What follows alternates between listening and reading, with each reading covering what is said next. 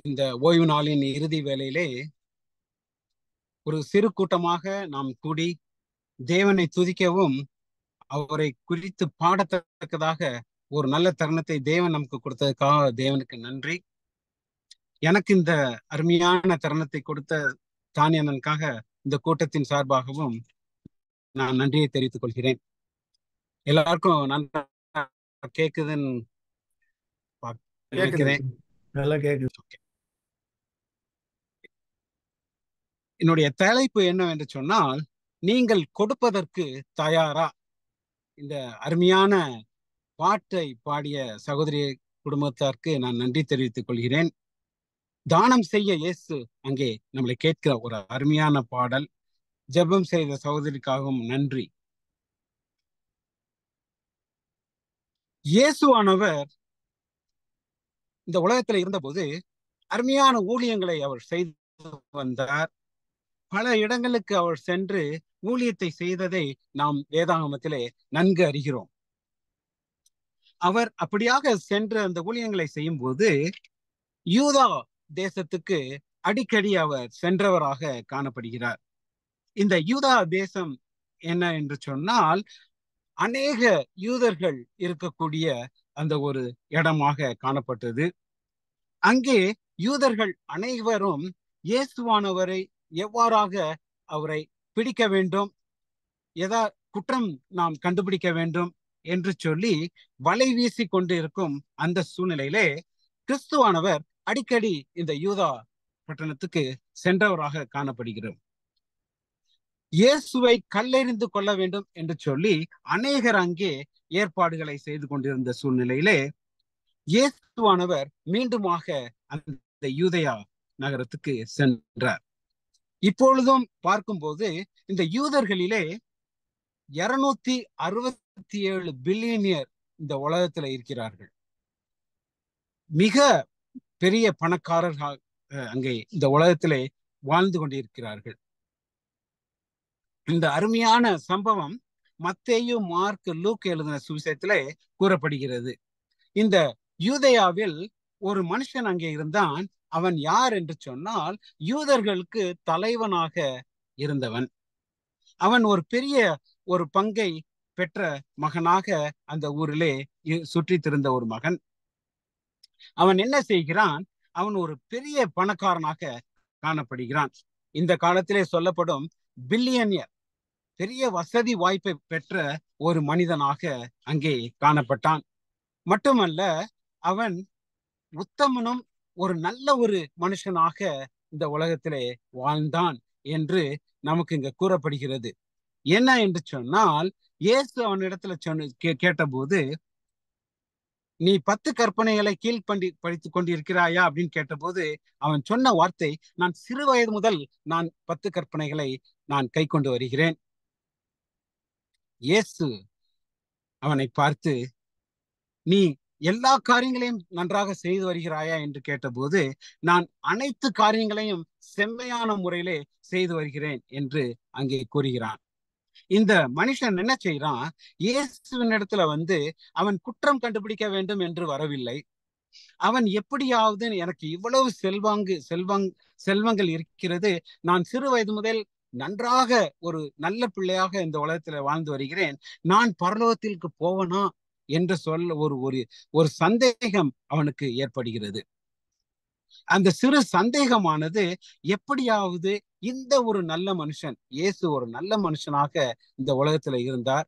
மட்டுமல்ல, இயேசுவானவர் ஊழியங்களை செய்யக்கூடிய ஒரு மனுஷனாகவும் அற்புதங்களை செய்யக்கூடிய மனுஷனாகவும் இருந்தபடியால் அவன் என்ன செய்யறான்? இயேசுவின் இடத்துல நான் எப்படியாவது பரலோகத்துக்கு போயிருவனா?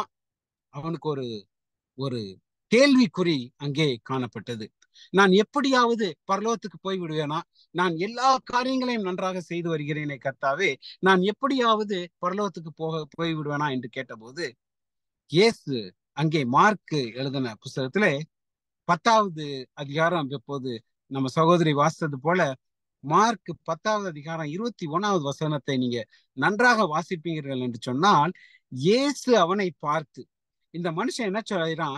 நல்ல போதகரே, நீர் நல்ல மனுஷன், நான் எப்படியாவது பரலோகத்துக்கு போயிடுவேனா என்று கேட்டபோது இயேசு அவனை பார்த்து அவனிடத்தில் அன்பு கூர்ந்து, பாருங்க, அவன் எவ்வளவு பெரிய பணக்காரனா இருந்தாலும் சரி, அவன் ஒரு நல்ல மனுஷனாக இருந்தபடியால் இயேசு என்ன செய்யறாரு, அவனிடத்தில் அன்பு கூர்ந்து, உன்னிடத்தில் ஒரு குறைவு உண்டு, நீ போய் உனக்கு உண்டானவைகள் எல்லாவற்றையும் விற்று தரித்திரருக்கு கொடு, அப்பொழுது உமக்கு பரலோகத்தில் இடம் உண்டு என்று சொல்லி அங்கே நமக்கு கூறப்படுகிறது.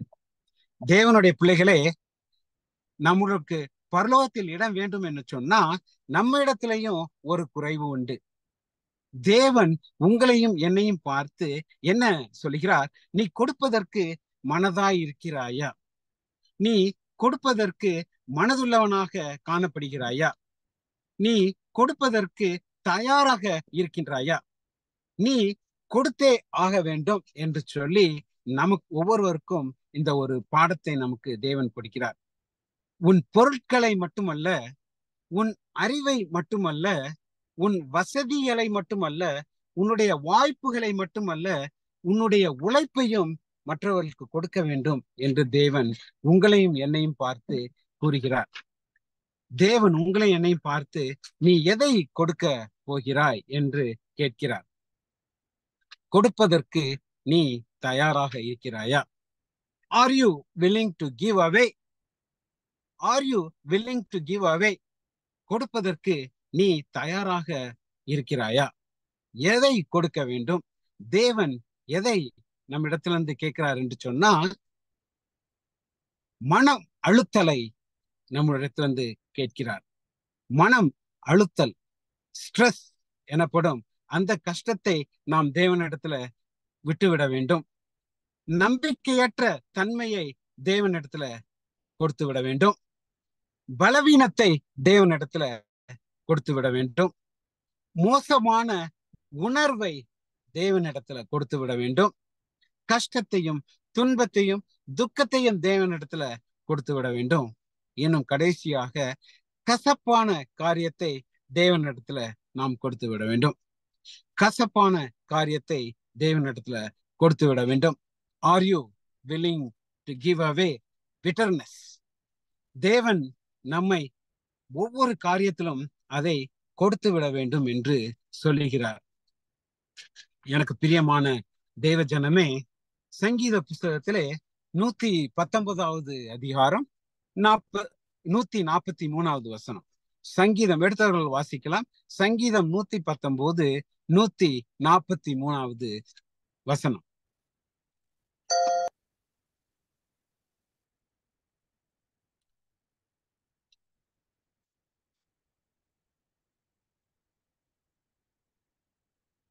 நானே வாசிக்கிறேன். இக்கட்டும் நெருக்கமும் என்னை பிடித்தது, ஆனாலும் உம்முடைய கற்பனைகள் என் மன மகிழ்ச்சி. மன அழுத்தத்தை நீ விட்டுவிட வேண்டும். மன அழுத்தத்தை நீ கொடுப்பதற்கு தயாராக இருக்கிறாயா? துயரமும் வேதனையையும் என்னை பிடித்தது, ஆனாலும் உம்முடைய கற்பனையை என்னுடைய மகிழ்ச்சி. எனக்கு தொல்லைகளும் கொடிய காலங்களும் இருந்தன, ஆனால் நான் உமது கட்டளைகளை களிப்படைய செய்கிறேன். துன்பமும் கவலையும் என்னை பற்றி கொண்டது, எனினும் உம் கட்டளைகள் என்னை மகிழ்விக்கின்றன. தேவன் நமக்கு கொடுக்கும் இந்த காரியம், மன அழுத்தத்திலிருந்து நீ வெளிவர தயாராக இருக்கிறாயா? மன அழுத்தத்திலிருந்து நீ வெளிவர தயாராக இருக்கிறாயா? Are you willing to give away? அடுத்தது சங்கீதம் 118வது அதிகாரம் 5வது வசனம் என்ன சொல்லுது என்று சொன்னா, நெருக்கத்தில் நோக்கி கூப்பிட்டேன், என்னை காலத்திலே வைத்தார். நெருக்கத்தில் இருந்து கர்த்தரை நோக்கி கூப்பிட்டேன். எனக்கு மனம் அழுத்தம் இருக்கும் என்று சொன்னால், நான் தேவனை நாடும்போது, தேவனை கூப்பிடும் போது கர்த்தர் என்னை கேட்டருளி விசாலத்திலே என்னை வைத்தார். மனம் அழுத்தத்தை நாம் விடுகிறவர்களாக காணப்படுகிறோமா? இரண்டாவதாக, நம்பிக்கையற்ற தன்மை. நம்பிக்கையற்ற தன்மையை விட்டுவிட கொடுப்பதற்கு தயாராக நீங்களும் நானும் இருக்கிறோமா? லூக்கா எழுதின புஸ்தகத்திலே 22வது அதிகாரம் 54வது வசனத்திலிருந்து 57வது வசனம் வரைக்கும். லூக்கா 22 54 முதல் 57. அவர்கள் அவரை பிடித்த பின்பு பிரதான ஆசாரியனுடைய வீட்டில் கொண்டு போய்விட்டார்கள். பேதுருவும் தூரத்திலே பின் சென்றான். அவர்கள் முற்றத்தின் நடுவிலே நெருப்பை மூட்டி அதை சுற்றி உட்கார்ந்த போது பேதுருவும் அவர்கள் நடுவிலே உட்கார்ந்தான். அப்பொழுது ஒரு வேலைக்காரி அவனை நெருப்பண்டையில் உட்கார்ந்திருக்க கண்டு அவனை உற்று பார்த்து, இவனும் அவனோடு இருந்தான் என்றாள். அதற்கு அவள், ஸ்திரீயே, அவனை அறியேன் என்று மறுதலித்தான். சற்று நேரத்துக்கு பின் இங்கே பேதுரு இயேசுவினிடத்திலே கூட அவன் இருந்த ஒரு மனுஷன், இயேசுவையே நம்பி இருந்த ஒரு மனுஷன், அவருடைய அற்புதங்களை எல்லாவற்றையும் அவன் பார்த்த ஒரு மனுஷன், நம்பிக்கை உள்ள ஒரு மனுஷன் என்ன ஆகிறான்? நம்பிக்கையற்ற தன்மை அவனிடத்துல உருவாகிறது. உங்களுக்கு எனக்கும் நம்பிக்கையற்ற தன்மை வரும்போது அதை கொடுப்பதற்கு தயாராக இருக்கிறோமா? இங்கே அவர்கள் அவரை பிடித்த போது, இயேசுவானவரை பிடித்து இருந்த போது பிரதான ஆசாரியன் வீட்டிலே கொண்டு போய் விட்டார்கள்.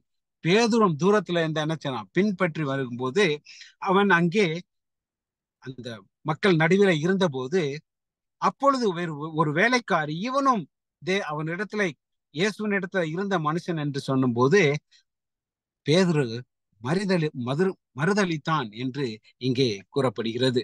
அதற்கு அவன் என்ன சொல்றான்? நான் அவரை அறியேன். நம்பிக்கையற்ற தன்மை அங்கே இருப்பதை காண்கின்றோம். நம்மிலே நம்பிக்கையற்ற தன்மையை கொடுப்பதற்கு நாம் தயாராக இருக்கிறோமா?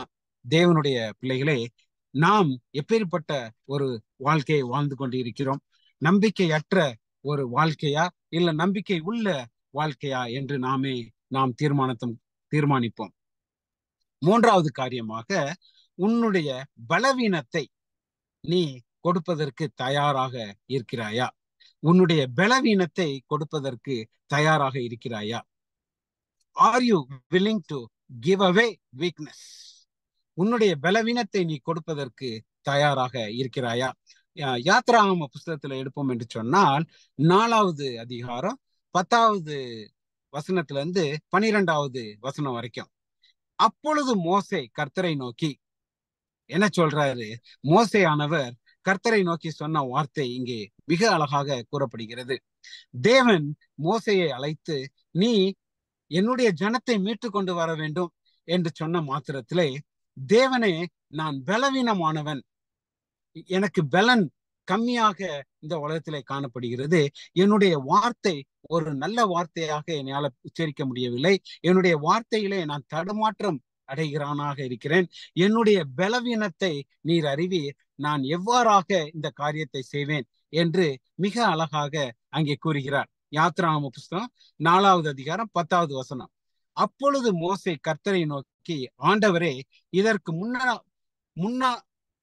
முன்னனாவது தேவரீர் உமது அடியோனோடே பேசினதற்கு பின்னானவது நான் வாக்கு வல்லவன் அல்ல, என்னுடைய வாய், என்னுடைய நாக்கு, நான் திக்கு வாயும் மந்தனாவும் உள்ளவனாக இந்த உலகத்திலே இருந்து கொண்டிருக்கிறேன். அப்படி இருக்க, அப்பொழுது கர்த்தர் அவனை நோக்கி, மனுஷனுக்கு வாய் உண்டாக்கினவர் யார்? நான் தேவன். உன்னுடைய உன்னுடைய வாயை நானே உண்டு பண்ணினேன். நீ என்னிடத்துல சொல்கிறாய், எனக்கு பலவீனம் இருக்கிறது என்று. ஆனால் உம்முடைய பலவீனத்தை நீங்கள் கொடுப்பதற்கு தயாராக இருக்கிறீர்களா? R you willing to give away your weakness? உன்னுடைய பலவீனம் என்னதாக இருந்தாலும் சரி, தேவனிடத்துல அதை ஒப்படைப்போம் என்று சொன்னால், கர்த்தர் அதை மிக அழகாக நேர்த்தியாக நம்மை விட்டு அதை எடுத்து போடுவார். பலவீனத்தை நம்மை விட்டு எடுத்து பலன் கொடுக்கும் ஒரு மனுஷனாக நம்மை மாற்றுவார். நான் மோசையை போல நம்முடைய பலவீனத்திலே நாம் சுட்டி காட்டி கொண்டிருக்காமல் தேவனிடத்திலே கொடுப்போம் என்று சொன்னால், அதை நல்லதாக நம்மை மாற்றக்கூடிய தேவன் நமக்கு உண்டு. எனக்கு பிரியமான தேவனுடைய பிள்ளைகளே, நான்காவது காரியமாக நம்மிடையே உள்ள மோசமான உணர்வு, அதை கொடுத்து விட வேண்டும். மோசமான உணர்வை கொடுப்பதற்கு நீங்கள் தயாராக இருக்கிறீர்களா? மோசமான உணர்வு. தானியேல் புஸ்தகத்தை எடுப்போம் என்று சொன்னால், தானியேல் புஸ்தகம் 6வது அதிகாரம் 5வது வசனம் எடுத்தவங்க வாசிக்கலாம். தானியேல் புஸ்தகம் 6வது அதிகாரம் 5வது வசனம். அப்பொழுது அந்த மனுஷர், நாம் இந்த தானியேலை அவனுடைய தேவனை பற்றிய வேத விஷயத்திலே குற்றப்படுத்தும் முகாந்திரத்தை கண்டுபிடித்தால் ஒழிய அவனை வேறொன்றிலும் குற்றப்படுத்தும் முகாந்திரத்தை கண்டுபிடிக்க கூடாது என்றார்கள். தேவனுடைய பிள்ளைகளாகிய நீங்களும் நானும் நம்மிடையே உள்ள மோசமான குணம் இதுதான். நம்மளுடைய மோசமான உணர்வு என்னவென்று சொன்னால், எப்படியாவது தேவனுடைய பிள்ளைகளை அவரை வழி விலகச் செய்ய வேண்டும். இந்த மனுஷர்கள் என்ன செய்தார்கள்? தானியேல் மிக நன்றாக ஒரு உயர்ந்த ஸ்தானத்திலே அவன் வந்தபோது, அவன் ஒரு உயர்ந்த அடைக்கலத்திலே தேவன் கொண்டு போன போது, அவனை எப்படியாவது கீழே வீழ்த்த வேண்டும் என்று சொல்லி அங்கே என்ன செய்கிறார்கள்? இந்த மனுஷனை எந்த விதத்திலுமே நாம் குற்றம் கண்டுபிடிக்க முடியவில்லை. நாம் என்னதான் செய்ய வேண்டும்? 6வது வசனத்தை எடுத்தவர்கள் வாசியுங்கள். பின்பு அந்த பிரதானிகளும் தேசாதிபதிகளும் கூட்டம் கூடி ராஜாவினிடத்தில் போய் அவனை நோக்கி, தரியு ராஜாவே, நீர் என்றும் வாழ்க. எவனாகிலும் 30 நாள் வரையில் ராஜாவாகி உம்மை தவிர எந்த தேவனையானாலும் மனுஷனையானாலும் நோக்கி யாதொரு காரியத்தை குறித்து விண்ணப்பம் பண்ணினால் அவன் சிங்கங்களின் கெவியிலே போடப்பட்ட ராஜா கட்டளை பிறப்பித்து உறுதியான தாக்கீது செய்ய வேண்டும் என்று ராஜ்யத்தினுடைய எல்லா பிரதானிகளும் தேசாதிபதிகளும் பிரபுக்களும் மந்திரிமார்களும் தலைவர்களும் ஆலோசனை பண்ணி கொண்டிருக்கிறார்கள். பாருங்க, தானியேல் அவ்வளவு ஒரு உண்மையான மனுஷன், அவன் ஒரு நல்ல மனுஷன், அவன் தேவனுக்கு பிரியமான மனுஷனாக இருந்தபடியால் எப்படியாவது தானியேலை அவனை கவிழ்க்க வேண்டும், அவனை எப்படியாவது குற்றம் சாட்ட வேண்டும் என்று சொல்லி அங்கே அவன் வழிபடும் தேவனுக்கு விரோதமான காரியத்தை, நம்மிடையே உள்ள மோசமான உணர்வு இதுதான். அடுத்தவங்களை நாம என்ன செய்யறோம்? எப்படியாவது கீழே கொண்டு வர வேண்டும் என்று சொல்லி நம்மளுடைய மனது அங்கே காணப்படுகிறது. நம்முடைய உள்ள மோசமான உணர்வை கொடுக்க தயாராக இருக்கிறீர்களா? நீங்களும் நானும் நம்மிடத்திலே உள்ள மோசமான உணர்வை கொடுப்பதற்கு தயாரா? இன்னுமாக 5வது காரியமாக,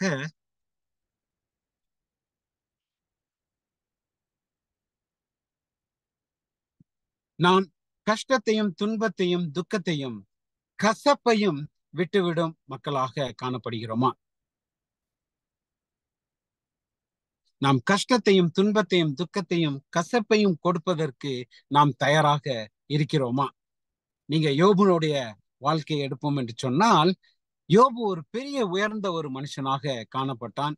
அவனுக்கு எல்லா விதமான செல்வங்களும் செல்வாக்கு எல்லாமே இருந்தது.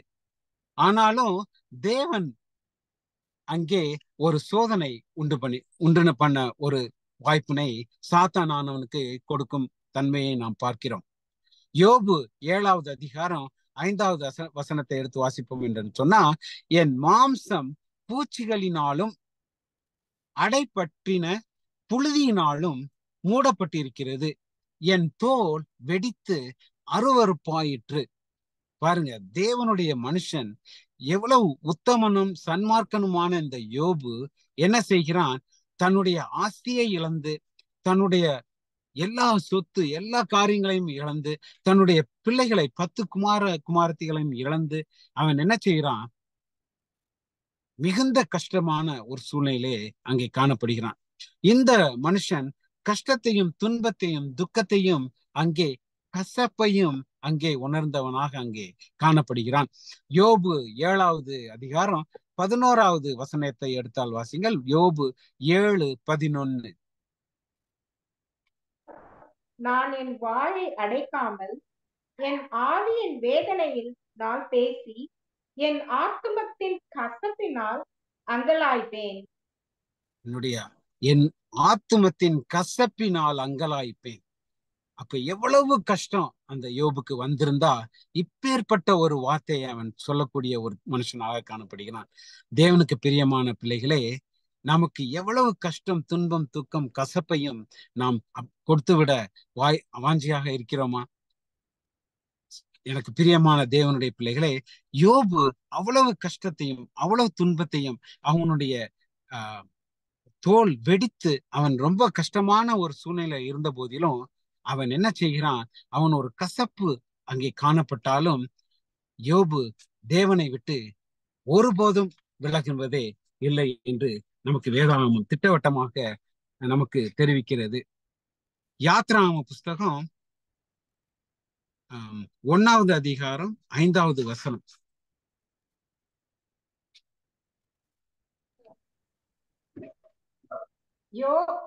யோசேப்போ அதற்கு முன்னமே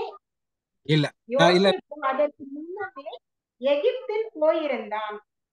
யாக்கோபின் கர்ப்ப பிறவியாகிய யாவரும் 70 பேர். இல்ல அதாவது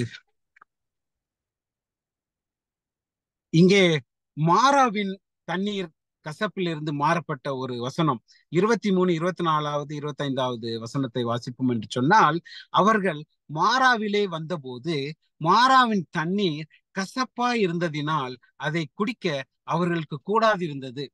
அதனால் அவ்விடத்துக்கு மாறா என்று பெயரிட்ட போது அப்பொழுது ஜனங்கள் மோசேயை அங்கே முறுமுறுத்தனர். அங்கே வனாந்தரத்திலே சென்ற போது அங்கே தண்ணீர் கஷ்டம் ஏற்பட்டது. மோசேயை நோக்கி, இந்த கசப்பான தண்ணீரை நாங்கள் எப்படி குடிப்போம் என்று சொன்ன போது மோசே கர்த்தரை நோக்கி கூப்பிட்ட போது அப்போது கர்த்தர் மோசேக்கு ஒரு மரத்தை காண்பித்து அந்த ஒரு கம்பை வெட்டி அந்த தண்ணீரில போட்ட போது அந்த தண்ணீர் தித்திப்பாக மாறியது. நம்மளுடைய வாழ்க்கையும் கசப்பிலிருந்து தித்திப்பாக மாறக்கூடிய தன்மை உடையதாக இருக்கிறது. யோபு எவ்வாறாக அந்த கஷ்டத்திலையும் துன்பத்திலையும் கசப்பிலையும் இருந்தானோ, நீங்களும் நானும் இந்த கஷ்டத்தையும் துன்பத்தையும் கசப்பையும் கொடுப்பதற்கு தயாராக இருக்கிறோமா?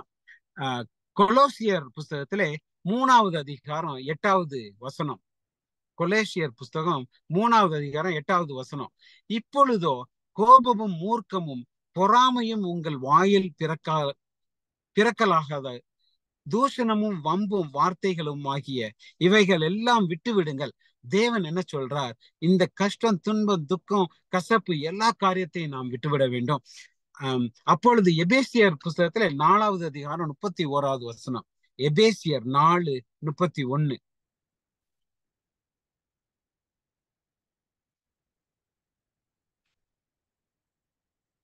விதமான கசப்பும் கோபமும் மூர்க்கமும் கூக்குரலும் தூஷணமும் மற்ற எந்த துர்க்கணமும் உங்களை விட்டு நீங்க கடவது. தேவன் நமக்கு கொடுக்கிற ஒரே காரியம் என்னவென்று சொன்னால், நீங்கள் கொடுப்பதற்கு தயாராக இருக்கிறீர்களா? மன அழுத்தலை நீங்கள் கொடுத்து விட வேண்டும். நம்பிக்கையற்ற தன்மையை நாம் விட்டுவிட வேண்டும். பலவீனத்தை நாம் கொடுத்து விட வேண்டும். மோசமான உணர்வை நாம் விட்டுவிட வேண்டும். கஷ்டத்தையும் துன்பத்தையும் துக்கத்தையும் கசப்பையும் நாம் விட்டு விடுவோம் என்று சொன்னால் கண்டிப்பாக தேவன் நம்மை ஒவ்வொருவரையும் ஆசீர்வதிப்பார். நம் ஒவ்வொருவரையும் காத்து வழி நடத்துவார். யோபுவை காத்து அவனுக்கு இரட்டிப்பான ஆசீர்வாதத்தை கொடுத்த தேவன் உங்களையும் என்னையும் பார்த்து, R you willing to give அவே? உங்களுடைய சொத்தை மாத்திரமல்ல, உங்களுடைய எல்லா விதமான பொருட்களை மாத்திரமல்ல, இந்த கசப்பான வாழ்க்கையை நீங்கள் அடுத்தவர்களுக்கு கொடுத்து விடுங்கள்.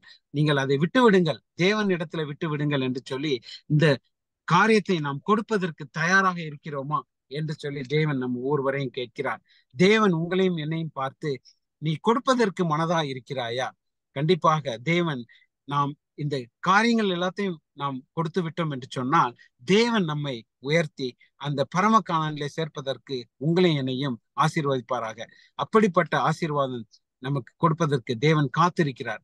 அப்படிப்பட்ட ஒரு ஆசீர்வாதத்தை பெற நாம் காத்திருப்போம். தேவனுடைய பிள்ளைகளாக வாழ்வோம். தேவன் தாமே ஆசீர்வதிப்பாராக. ஆமென்.